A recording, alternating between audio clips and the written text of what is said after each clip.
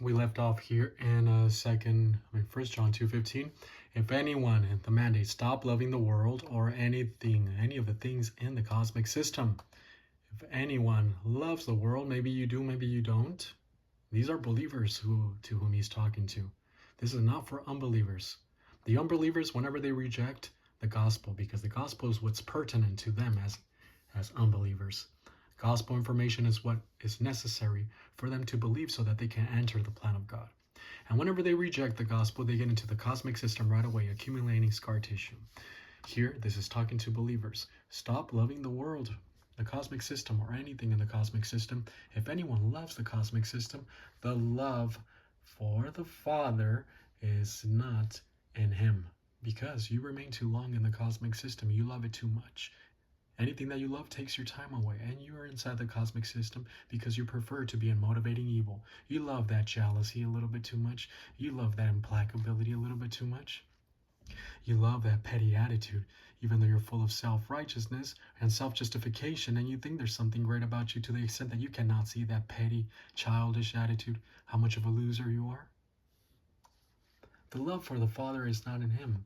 Verse 16, because hoti kazo, because ban all which is in the world, everything in the cosmic system, all which is in the cosmic system, and it's about to describe three categories. Hey, epitomia, the lust of what? The descriptive genitive, sarkos, the sin nature. This is flesh, sin nature. The lust of the flesh, the lust of the flesh. Okay, the lust, epitomia, the lust of the ophthalmo, the eyes. Now, immediately, some self-righteous prig who wants to make a big deal out of fornication, which is a big deal, yes. But they unfortunately, whenever they see lust, they try to relate it to sexual lust right away. But this is not lust in terms of looking at women or looking at men or looking at whatever you like, you degenerate ass. This is talking about the eyes of arrogant eyes. In other words, having a arrogant lifestyle, this is motivating evil in Gate 1, Cosmic 1. First of all, you have here the lust of the flesh, and this is where sexual lust fits in. The lust of the eyes is motivating evil, preoccupation with self. The lust of the flesh, what do? We always look at our little histogram, which always helps us out, I think. And you have all these different lusts. You have sexual lust, and for those of you who always want to focus on sexual lust, and then we have here approbation lust, which is terrible. If you want to make a big deal about something, make a big deal out of approbation lust, and people always doing great works and beautiful things for approbation. Attention as well, and we're all prone to this. We have to put our attention on check, and they're all interlinked. Don't think that these are isolated, independent from each other. They are interlinked. Approbation lust, attention lust. What do you have here? You have power lust. Many times, approbation and power do go together. Power lust, monetary lust. There's material lust. There is chemical lust, emotional lust, inordinate ambition, inordinate competition, you name it. So you have all these different lust patterns, and they're all interlinked to the extent that you increase one, most likely you're going to increase another one.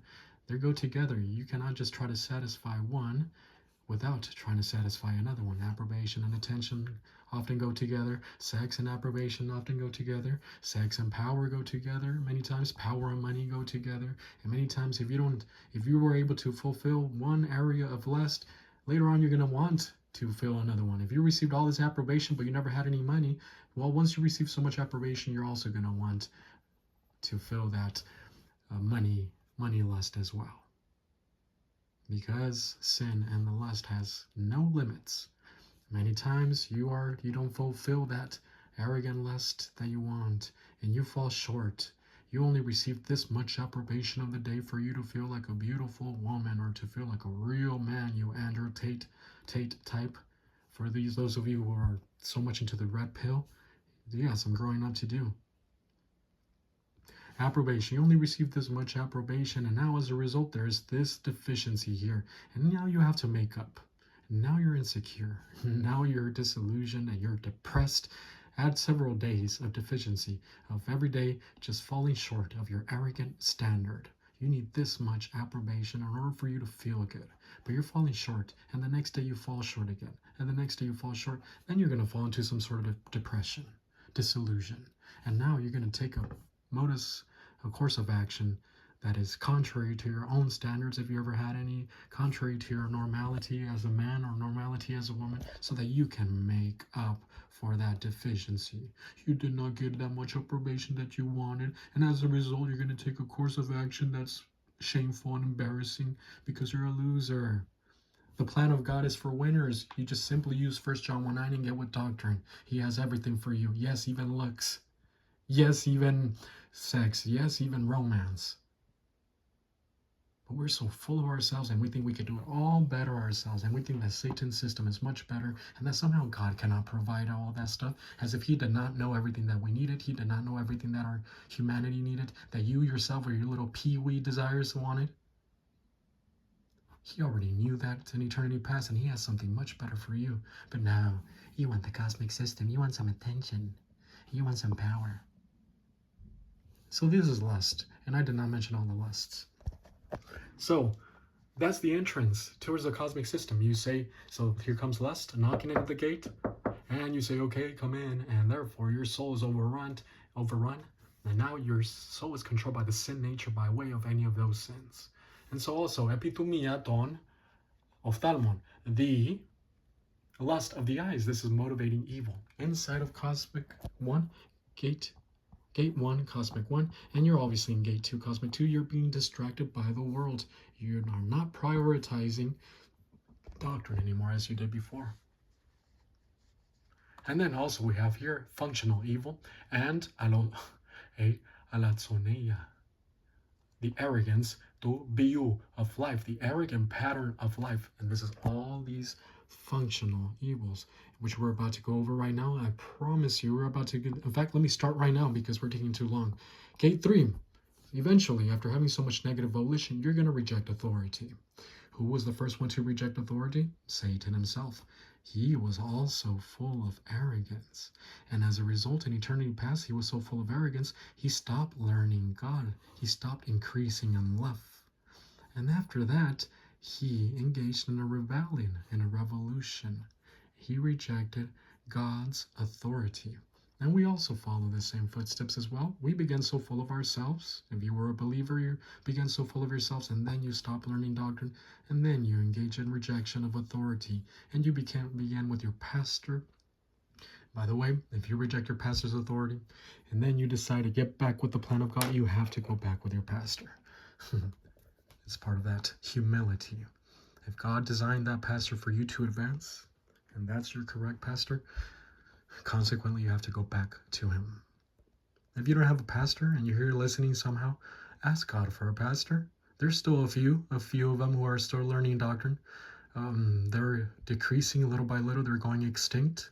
And you have all these pastors just lifting their hands and praying and saying, oh, praise the Lord and all that. And yes, it's true. No one's teaching doctrine anymore. But still, ask God. He's going to lead you to your right pastor. So you get engaged in authority arrogance. You reject authority. And this could go many ways. This is your job kind of to be able to advance in the plan of God and fill in all these gates, because there's so many nuances in each one of these gates. You have those who reject authority and they engage in conspiratorial arrogance. And so they conspire against an organization.